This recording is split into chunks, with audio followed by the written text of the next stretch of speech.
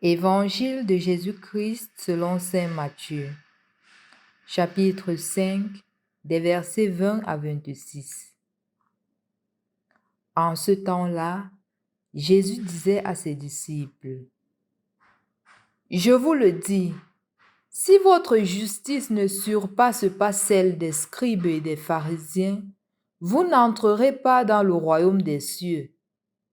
Vous avez appris qu'il a été dit aux anciens, « Tu ne commettras pas de meurtre, et si quelqu'un commet un meurtre, il devra passer en jugement. Eh bien, moi je vous le dis, tout homme qui se met en colère contre son frère devra passer en jugement. Si quelqu'un insulte son frère, il devra passer devant le tribunal. Si quelqu'un le traite de fou, il sera passible à la géhenne de feu. Donc, lorsque tu vas présenter ton offrande à l'autel, si là tu te souviens que ton frère a quelque chose contre toi, laisse ton offrande là devant l'autel, va d'abord te réconcilier avec ton frère, et ensuite viens présenter ton offrande.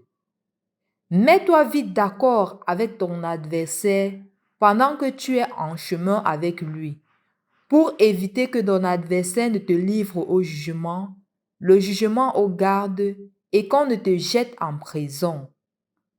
Amen, je te le dis. Tu n'en sortiras pas avant d'avoir payé jusqu'au dernier sou. Au nom du Père et du Fils et du Saint-Esprit. Amen. Loué soit Jésus-Christ. Aujourd'hui, nous parlons de la justice des scribes et des pharisiens, comme il est stipulé dans l'évangile de ce jour. Et on voudrait se demander justement quelle était cette justice des scribes et des pharisiens.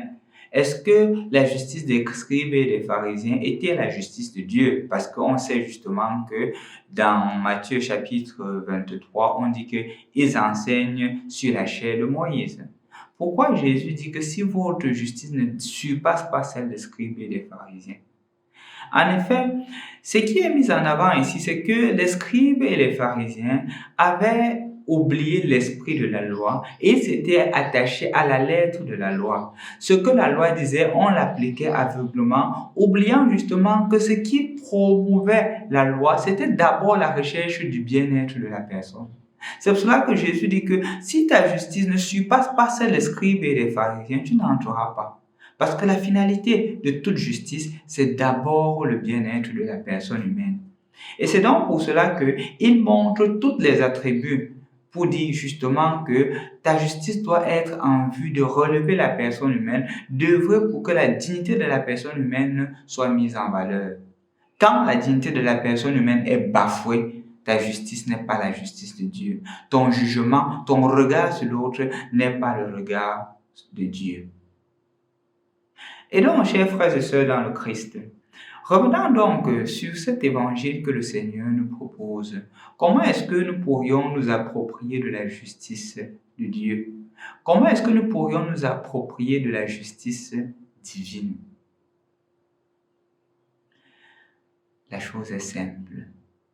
C'est de toujours œuvrer à l'amélioration et le respect de la dignité de la personne humaine, aussi petite soit la personne. Quand je suis en route, je regarde par exemple un moto-taximan. Quel est le jugement que je lui adresse? C'est vrai, parfois ils conduisent mal. Mais est-ce que je me demande aussi à moi-même que ce n'est pas d'une certaine manière mon irresponsabilité du fait qu'ils ne font pas d'auto-école? Ce n'est pas aussi un peu mon irresponsabilité du fait que parfois on encourage ce qui n'est pas encouragé? Si ta justice ne surpasse pas celle des scribes et des pharisiens, si ta justice ne va pas au-delà de toi-même, de passer le temps à les insulter, de passer le temps à te moquer d'eux, est-ce que tu les respectes dans leur dignité, même dans leur faiblesse? C'est pour cela que l'évangile d'aujourd'hui dit aussi que réconcilie-toi avec ton adversaire. Le terme adversaire là, celui que tu n'apprécies pas, celui avec qui tu as des difficultés à t'entendre. C'est ça en fait tout le temps du carême. J'ai parlé des moto-taximans, mais je pourrais aussi parler des cordonniers. Est-ce que j'ai de l'amour et du respect pour les cordonniers? Est-ce que j'ai de l'amour et du respect pour ces enfants de la rue? Ou tout ce que je vois en eux, c'est justement des bandits? Si ta justice ne surpasse pas celle des scribes et des pharisiens, si ton regard ne change pas, si ta manière de voir et ta manière d'analyser ne change pas, si ta manière de voir continue toujours à tomber dans le pessimisme et non dans l'optimisme, tu n'entreras pas dans le royaume des cieux. En d'autres termes, le Seigneur voudrait que ce temps de carême soit un temps d'une conversion réelle, d'un changement réel. Et le changement passe par le respect de la personne humaine. Le changement passe par le respect des personnes de moindre classe. Le changement passe par le respect de la personne que j'humilie et que je méprise. Est-ce que quand je m'en vais, par exemple, dans les restaurants, dans les endroits, je insulte les gardiens, les portiers, je les traite de moindre que rien, si ma justice ne surpasse pas celle des scribes et des pharisiens? Notre justice, notre manière de percevoir les choses doit être plus optimiste, doit être posée et habillée de l'amour de Dieu. C'est ce à quoi nous sommes appelés en ce jour. Toi, aujourd'hui, comment vis-tu la justice que Jésus a mis en toi?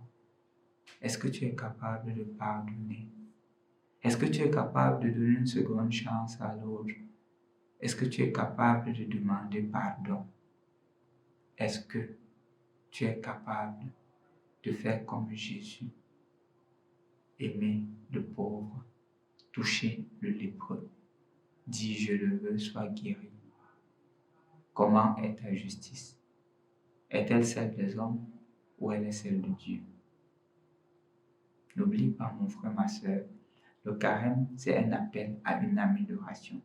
Et l'amélioration, c'est de prendre des résolutions qui nous aident davantage à respecter la dignité de la personne humaine, à améliorer notre relation avec les autres et à tuer en nous toutes les barrières qui créent la division, comme les barrières du racisme, comme les barrières du tribalisme pour les parents qui disent que je ne veux pas de filles qui viennent de tel village, des hommes qui viennent de tel village dans ma famille. Tuer ces barrières, les barrières de la xénophobie. Tuons toutes ces barrières-là afin que le Seigneur puisse nous donner la justice qui vient de lui. Au nom du Père, du Fils et du Saint-Esprit. Amen.